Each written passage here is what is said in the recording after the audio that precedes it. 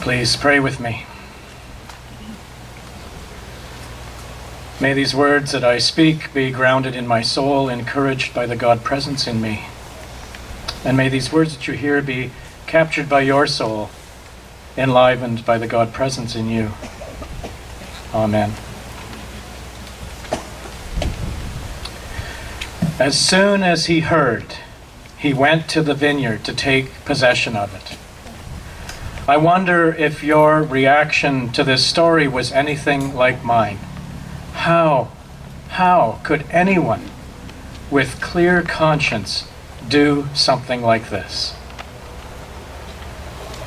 For me, Jezebel may have been responsible for the death of an innocent neighbor, but Ahab was complicit as a silent partner. This is a very hard story to hear. We want our Sunday morning stories to be uplifting, with good news and happy endings. And most Sundays, that's what you get. But as we gather here today, in this little bit of paradise, so thankful for what we have and so thankful for where we live, we also need to be mindful of the ongoing systemic injustices at work in our world. Like the book I shared with the children said, we share one world, but the sharing is not always fair or just. Jezebel has most often been the focus of this story that we just heard Bev read, so much so that her name has become synonymous with evil and betrayal.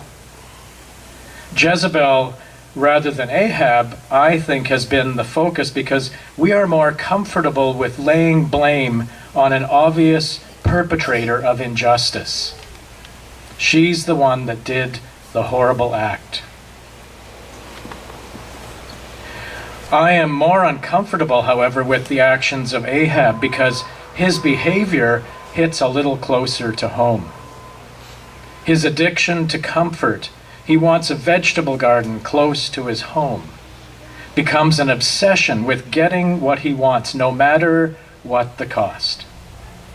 He has no consideration for Naboth and assumes that he can be bought.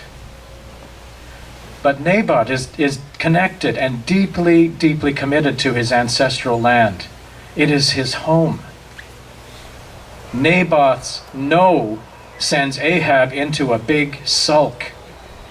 He is resentful and sullen, and he stops eating. How pathetic. And Ahab's addiction to getting what he wants, Ahab's addiction to thinking that getting what he wants will make him happy, causes him to look past the horrific injustice inflicted on his neighbor.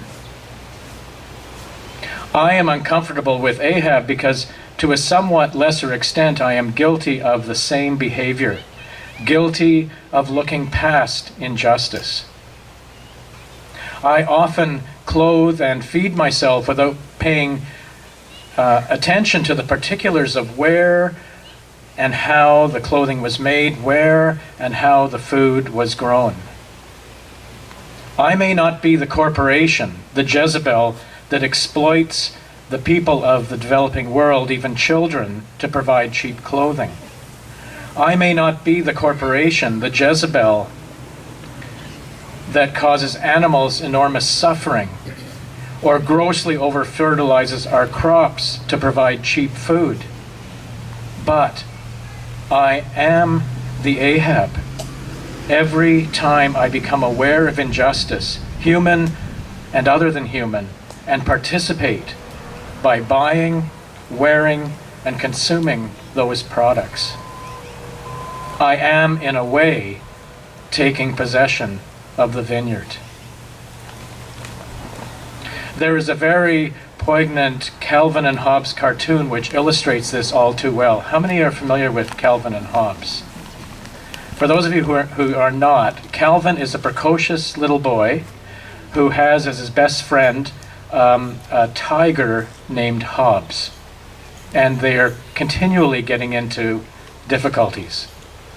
But there are some wise, wise, wise words in the frames of those cartoons, and this is one of them. It begins with Calvin sitting in his wagon, and he's got the handle, so he's going to steer it. And Hobbes is pushing from behind. As they start down a hill, Hobbes jumps aboard. So the two of them are now in this wagon heading down this hill. And Calvin says this, "It's true, Hobbes, ignorance is bliss. Once you know things, you start seeing problems everywhere. And once you see problems, you feel like you ought to fix them. And fixing problems always seems to require personal change. And change means doing things that aren't fun. I say phooey to that." And he continues, "But if you're willfully stupid, you don't know any better, so you can keep doing whatever you like." And he concludes by saying, "The secret to happiness, Hobbes, is short-term, stupid self-interest." All through this discourse, they have been picking up speed, careening down this hill. And Hobbes is suddenly very distressed and yells out, "Calvin, we're heading for that cliff!" And Calvin replies, "I don't want to know about it." The next frame is the wagon and Calvin and Hobbes shooting off the end of this cliff. Wah! And the final frame is a mangled wagon and a disoriented Calvin and Hobbes laying on the floor at the base of the cliff. And Hobbes says, "I'm not sure I can stand so much bliss." And Calvin replies, "Careful, Hobbes. We don't want to learn anything from this." The secret to happiness is short-term, stupid self-interest. Except that it's not. It's not. Ahab's life is not better, not happier. He is not more content after obtaining the vineyard.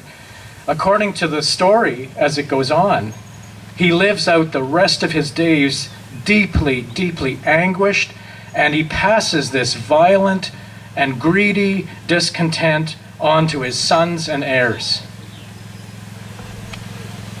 You see, once we have become aware of injustice, we have only two choices.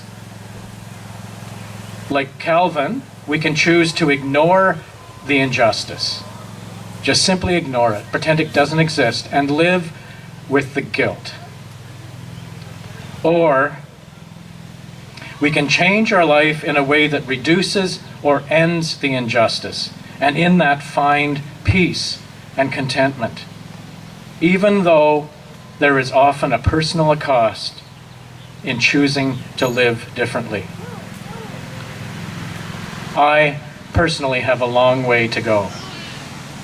At home, we buy only fair trade coffee and fair trade chocolate. We only purchase cut flowers when they come from a local grower. We don't support fast food enterprises. We endeavor to buy only ethically raised chickens and farm eggs. But there are so many more things, clothing, food, household items, that are questionable. And the reality is, like Calvin says, fixing problems, fixing injustices requires personal change, and very often has a financial cost attached to it. But the prophet Elijah, the greatest prophet in Hebrew history, was right when he confronted and challenged King Ahab, when he insisted that doing everything we can to eliminate injustice does bring peace. It brings peace to our own souls, and it brings peace to others. I know from some of the choices that I have made that I feel better, happier for having made some sacrifice. It becomes the sign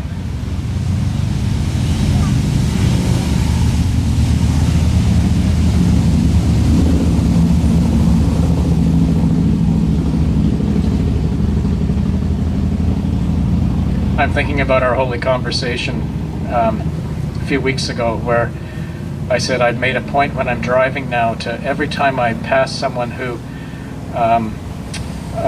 causes me some angst, I go, I love you. I love you. I love those folks on the motorcycles. It becomes the sign that the Spirit of justice is at work. May the Spirit of justice always reign. Amen.